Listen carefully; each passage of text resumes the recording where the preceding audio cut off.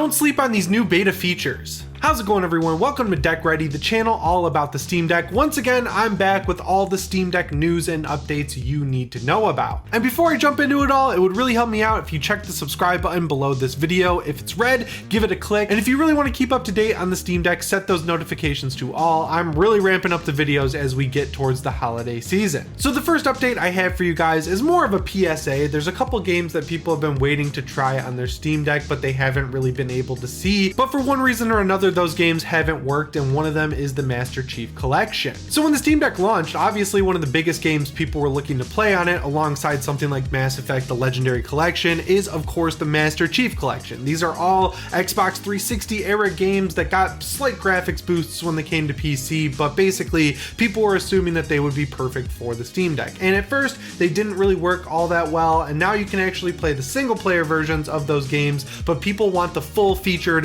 multiplayer on the go that comes along with this new repackaged version of some of the best games of all time. A lot of people, myself included, were kind of wondering why this is taking so long, because Master Chief Collection uses Easy Anti-Cheat, which is supported on the Steam Deck. You just have to use the right version. And we've seen it work on stuff like Outriders, where all you had to do was actually download Apex Legends to your Steam Deck, find the Easy Anti-Cheat file, and then move it over to the folder that holds Outriders, and you would be good to go. So it seems like with some games, it really is a drag and drop process, but for others it's a little more complicated. And unfortunately, Master Chief Collection is falling in that a little more complicated category. So Gaming on Linux has a great article up where they get an interview snippet from one of the people working on the Master Chief Collection, and the good news is they have confirmed that they are working on getting Easy Anti-Cheat working on Master Chief Collection, but it's going to take it a little bit longer than other games to get implemented because this isn't really a drag and drop process, according to them. While it is disappointing to hear that it's going to take a little longer, I'm glad they're working on it, because yeah, I agree with all the people out there who want to play this on their Steam Deck. The Master Chief Collection would be an incredible experience on the device. That is one issue I'm experiencing with the Steam Deck that I've complained about since launch, and this is obviously just me, so if you don't play any of these games, it's not going to be a huge issue for you,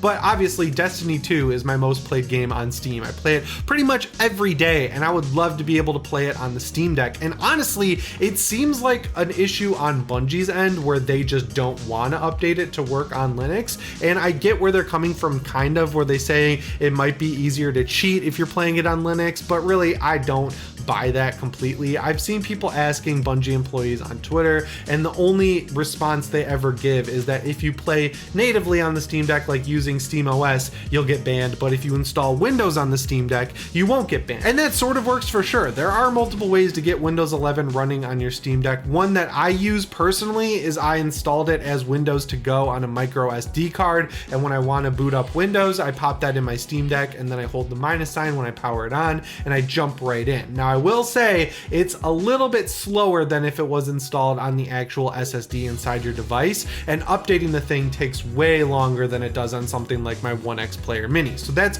one downside. The other downside is the drivers just really aren't that optimized on the Windows side of the Steam Deck. I played Destiny 2 on my Steam Deck, and I also played it on the 1X Player Mini, and it's one of those games where it just runs a whole lot better on the 1X Player Mini, which doesn't really make sense because on paper the Steam Deck is more powerful, and all the research I've done basically tells me that it's because the drivers aren't that optimized. So yeah, I would really like to see Bungie acknowledge at least why they aren't putting this on the Steam Deck or making it work right on SteamOS, and I would love to see some sort of acknowledgement from Valve. I don't think they'd ever do it, but I would love if Lawrence went and talked to Bungie and said, look, like, we want to get this on the Steam Deck. It's one of the most played games on Steam, and even though the whole idea of having this handheld is taking it on the go, there's a lot of stuff in Destiny that's just like busy work that would be great to accomplish just watching Cyberpunk Edgerunners on my couch. You know, there's certain scenarios where I would love to have this thing on the Steam Deck, and it would be cool to hear what Bungie says to Valve and just some acknowledgement from Valve that they're trying to get this working, because as I mentioned, it's one of the biggest games on Steam. That was obviously a long tangent, but it's all sort of related, and I know that Bungie is using BattlEye for Destiny 2, but I think BattlEye also works on the Steam Deck as far as I'm aware, so that doesn't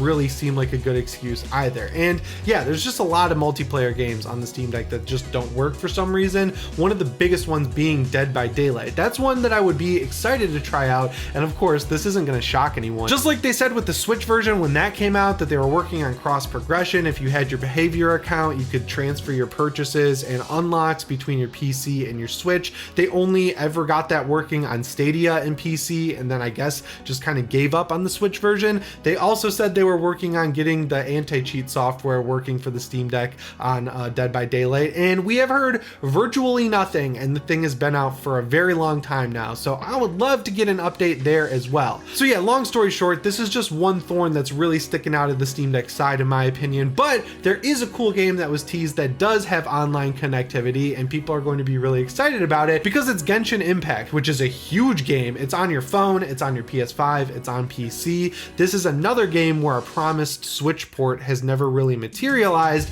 and when the Steam Deck was announced, people were like, oh, I really want to play Genshin Impact on this thing because it's a cool game that plays a lot like Breath of the Wild. It has a cool art style. I used to play it on my phone a little bit. It just like I have too many games to keep up with, so I didn't really stick with it, but Valve has been actually showing it off on the Steam Deck at Tokyo Game Show. So this popped up during an official stream for Forspoken, not related to the Steam Deck. It was just like a Square Enix stream, and there was an ad or like a sizzle reel or something like that in the actual stream that showed for a brief second Genshin Impact running on the Steam Deck, which is pretty cool because, as I mentioned, this is one of the biggest online games in the world, and these are the games that really get this thing out there and get people excited about it. Like, the idea of being able to take these games on the go is really enticing to people. I know that obviously you would need to find a Wi-Fi hotspot or something like that, but there's Wi-Fi everywhere these days, especially if you live near a big city, so that's really a small limitation as far as these things go. Like, at the very least, you could just connect to your phone's wireless hotspot, and that would probably work just as well. So this news is just coming out today when I'm recording this video, and we haven't heard any official announcement from the developers or Valve, but if they're showing it running in a video, I would guess we're going to see some sort of announcement sooner rather than later.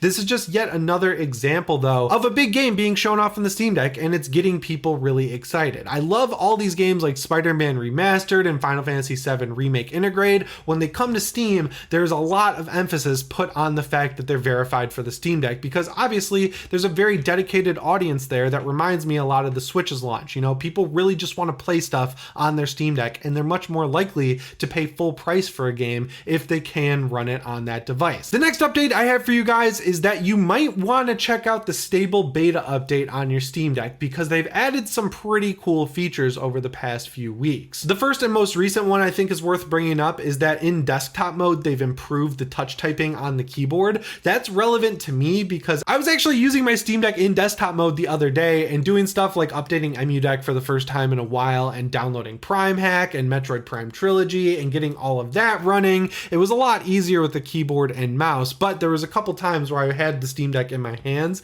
and I just couldn't be bothered to set it down. So I started using the touchscreen keyboard, and when you get towards the middle of it, it's just a little inaccurate on the desktop side. And I was like, man, I hope they update this, and it's just yet another situation where we get a beta update that fixes this issue. And in my experience, it does exactly what it says it does. It works pretty well, and hopefully this makes it into the stable update sooner rather than later. And another update that's recently happened on the beta side that I wanted to give a shout out to is virtual menus. So this is a feature for the touchpads on the Steam Deck that's super cool. You can basically turn them into customized radial menus, where if you drag your finger around, it'll bring up a virtual menu on your Steam Deck screen, and based on how you map them or name these different slots on the little circle, you can quickly select different menu options by using your thumb. You can get super granular with it too. You can change it to keyboard keys, you can change it to face buttons, you can change it to controller buttons, you can change the icons that show up on the radial menu, you can rename them. It's a very cool feature that I just don't see a lot of people talking about. I cannot wait to try and customize this for Doom Eternal, right? Like, I don't think it would be that hard to add all of the different weapons on the weapon wheel to the touchpad's radial menu just by mapping the different number keys, right? Like, all the different Doom Eternal weapons are mapped to a different number. You would just assign each one to a different direction on that radial menu, and that would make switching on the fly super easy. I think I would do something like that with the right touchpad just because because I wouldn't want to take my left thumb off the thumbstick so I could never stop moving, because I played Doom Eternal on a little bit of a higher difficulty, and when you stop moving, you die. So if you had the quick wheel on the actual radial menu, I think it would be pretty quick and cool. And the final news story I have for you guys today has to do with the Steam Deck screen. Now, I'm just gonna be real, I don't see the issue with the Steam Deck screen that everyone else is seeing when they compare it to something like the Aya Neo Air. Like when I look at the Neo Air or my Switch OLED, I can obviously see that those screens are more saturated, but I just don't really think it's worth the trade-off of how games run on either of those devices. Switch games run at a low resolution and a low frame rate, and that's the same situation on the Aya Neo Air. You have a 1080p screen on the device, you're never going to be running games at 1080p,